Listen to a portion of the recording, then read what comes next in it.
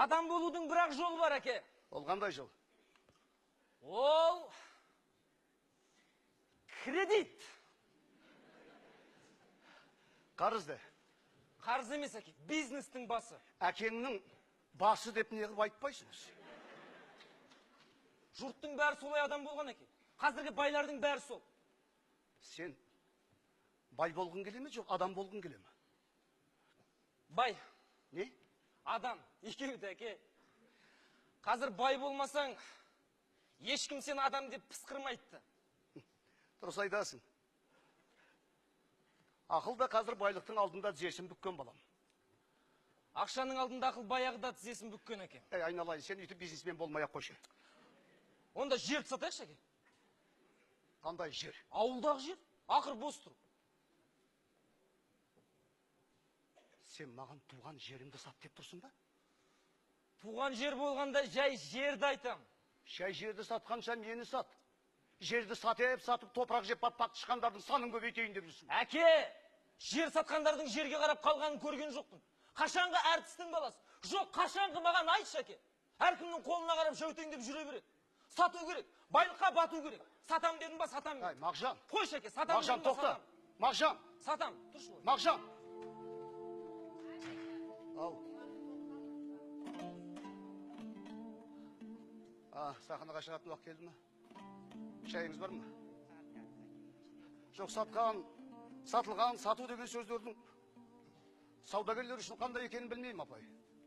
Бірақ мен өз басым үрейленіп қараймын. Себебі мен осы сөзді 1000 рет құрбаны болып, 1000 рет жоғалып барып табылған қазақпын. Яу, өзімді өзім сатқанмын, өзімді өзім атқанмын. Өзімді өзім жаралап, өзегім талай өртеніп, жарамды жалап жатқанмын. Қызылдар мен ақтардың қылышын сүртпей қынға сапқынынан қан боп аққанмын. Топтары мен түрлі таптардың табандарына тапталдым. Өзімді өзім сатсам да, өзімді өзім атсам да. Құдіреті күшті Құдайым, өлтірмей тағат қалдым.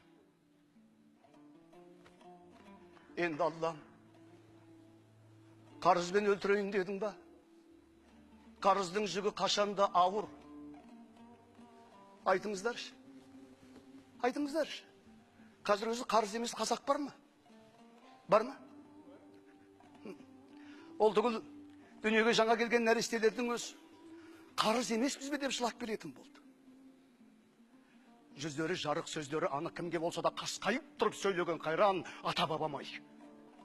Біреуге қарыз болмақ түгілі, мына ұрпағым қарыз болмасын деп, қиядан қыран ұшса қияғы күйетін, құлан жотса тұяғы тозатын байтақ өлкемді байлығымен бірге мына ұрпағына аманат етіп қалдырған жоқ па? Жоқ, әлде қарызданып жүріп ғұмыр кешсін деді ме? Не үндемейсіздер?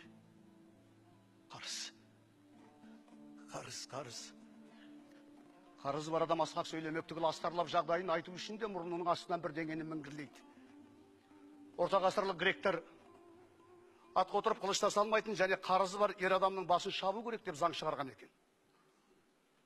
Атқа отырып қылышта салмайтыны белгілі, ал енді қарызы бар адамның не нәрсі бар деген кезде қарызы бар адам бірінші жағдай айтады, екінші сылтау айтады, үшінші өтірік айтады деген екен. Ал өтірік айтқан адам отанын сатады деген. Осыны естісем жүрегім зу өте түседі. Құдайға шүкір, бізде ондай заң жоқ. Ендеше мына залда отырар ма едіңіздер? Бірақ бәрібір.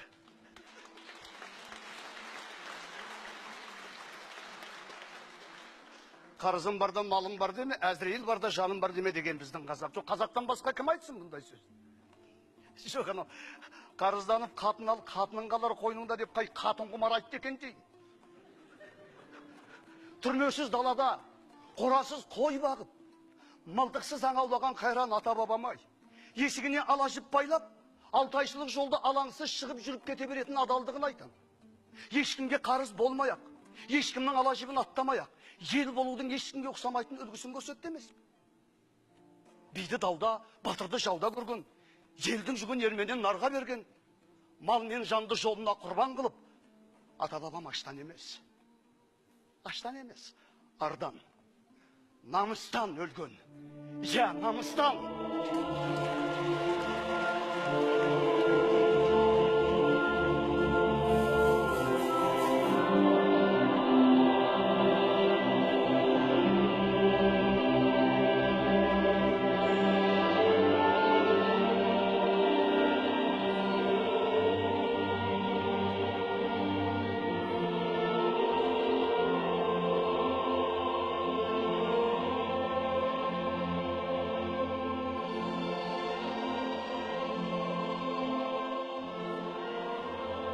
Жоқ, мен қара жер еместін, сатылып кететін.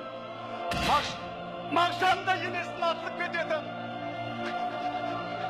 Ja, қара жер құнарлық үшін сатылып кетті. Ал Мағжан атылмаған үшін атылып кетті.